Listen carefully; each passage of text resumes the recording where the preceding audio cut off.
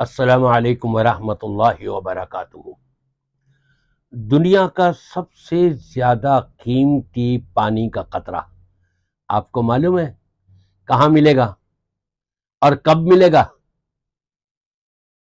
اور اس قیمتی قطروں میں بھی سب سے زیادہ قیمتی قطرہ آئیے میں آپ کو بتاتا ہوں۔ حضرت زید بن حارثہ رضی اللہ تعالی عنہ، انہوں نے نبی کریم صلی اللہ علیہ وسلم کے ساتھ میدان جنگ میں جہاد کرتے ہوئے علم اٹھایا، شہید کر دیے گئے۔ اس کے بعد حضرت جعفر ابن ابی طالب نے علم اٹھایا، شہید کر دیے گئے۔ اس کے بعد حضرت عبداللہ ابن رواحہ نے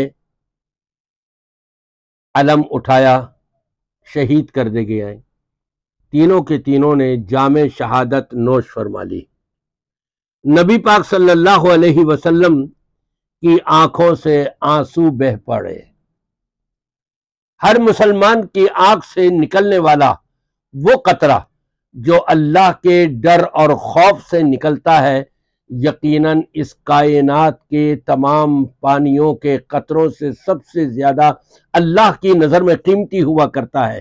لیکن ان سب قطروں میں جو ایمان والے کی آنکھوں سے اللہ کے ڈر اور خوف سے نکل رہے ہیں، ان میں بھی سب سے زیادہ قیمتی قطرہ ہمارے نبی پاک صلی اللہ علیہ وسلم کی آنکھ مبارک سے نکلنے والا قطرہ، آپ کی آنکھوں سے آنسو بہہ پڑے، یہاں تک کہ اللہ کی تلواروں میں سے ایک تلوار یعنی خالد بن ولید رضی اللہ تعالی عنہ، وہ آگے بڑھے اور انہوں نے جھنڈا اٹھایا، اور رب تبارک و تعالی نے ان کے ذریعے سے دشمنوں کو شکست عطا کر دی اور مسلمانوں کو فتح و کامیابی کامرانی عطا کر دی۔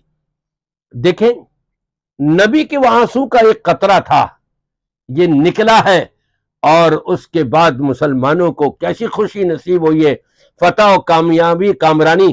شکست جو ہے وہ فتح کامیابی کامرانی میں بدل گئی۔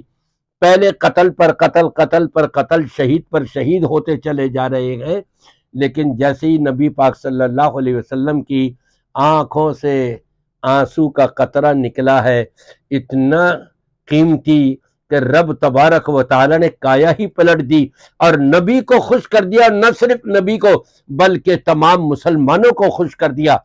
اور نبی کے یہ آنکھوں سے آنسو کا قطرہ نکلنا یہ امت کو سبق دے رہا ہے کہ کبھی بھی پریشانی کا وقت ہو، بڑی سے بڑی پریشانی کیوں نہ ہو، تمہاری آنکھوں سے قطرہ نکلے گا تو اللہ کی بارگاہ میں، اللہ کو یاد کرنے میں، اللہ کو یاد کر کے اس کا خوف اپنے اندر لا کر کے جب اپنی آنکھوں سے قطرہ بہاؤ گے تو فرمایا اس کی اتنی قیمت ہوگی۔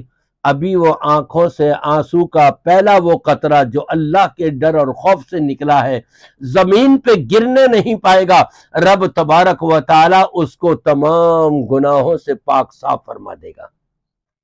تو میرے سامعین، ہمیں ہمہ وقت اللہ کا ڈر اور خوف اپنے اندر قائم رکھتے ہوئے اور خلوت اور جلوتوں میں اپنی آنکھوں سے آنسو بہاتے رہنا چاہیے۔